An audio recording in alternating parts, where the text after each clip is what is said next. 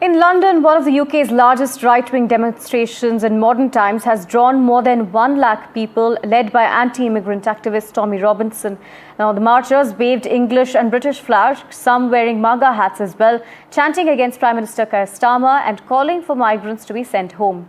The police deployed over 1,600 officers as scuffles broke out with counter-protesters from the group called Stand Up to Racism. Immigration has overtaken economic concerns to become Britain's most divisive political issue. We came in our millions, okay? The biggest protest in British history. You, the British public, have now made London the battleground for this fight. We're going to do it again. I'm sorry, some people couldn't hear because there was too many of us. We didn't get to finish it. We didn't get to give our closing speeches. We didn't get to tell you our vision of how we can change this country, but we're going to. We're going to do it again. Unite the Kingdom, unite the West. It's a cry for help. We want world leaders. We want them coming from all over the globe. London has been chosen. You, the British public, have made that happen. Don't talk about change, be the change. That's the reality, yeah? That's what we need. Back in, the day, 80s, 90s, you'd have the street parties, there was so much celebration, it was all happiness. There was none of this, like, political stuff, the stabbing and the shooting.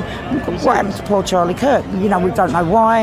And we see so many different flags. Every country is allowed to fly their flag. Every country. So are we. So if this is good enough for our king, outside Buckingham Palace, it's good enough for my ass. I'm here to celebrate our country. The police are doing a fantastic job. They have been amazing. Tommy Robinson's been working with them. And I've seen it all over, like Facebook, TikTok and that. And I want to be a part of it. I'm being joined by Deputy Editor Alexander Matthew, joining us from Hyde Park in London. Thank you for joining us, Mr. Matthew.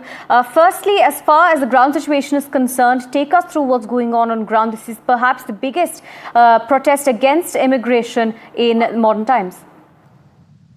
Well, at this junction, of course, I'm in central London. Behind me is Hyde Park. It's any other Sunday. And most of the activity, of course, took place yesterday, just a couple of kilometers away, Aarti. And you said the words, it's one of the largest gatherings that spoke about anti-immigration in modern times in London. But the thing about it is that there was no overarching theme. There was no central idea because seemingly, and this is based on comments that I've heard, reports that I've read, people came with different agendas. You had a few people that came in talking about illegal immigration, which is a separate issue. You had people talking about the policy of immigration as a whole and asking for it to be overhauled because they want to support jobs for the locals. And you had still others, perhaps fringe elements, talking about sending people back. And I think this is what is grabbing the headlines across the world. So therefore, there was no unifying principle. People came with different ideas.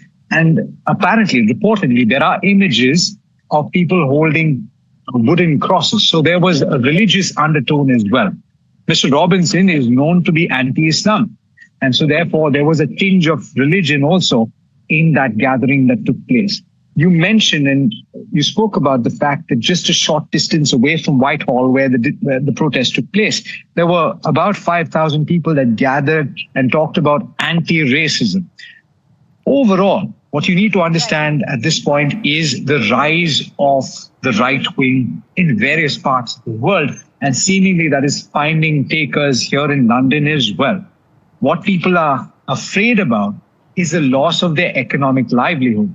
But from our perspective in India, what we need to understand is that I look around here. The person who drove me from the airport to the hotel yesterday was a Pakistani. The concierge at the hotel was in fact an Indian from Gujarat.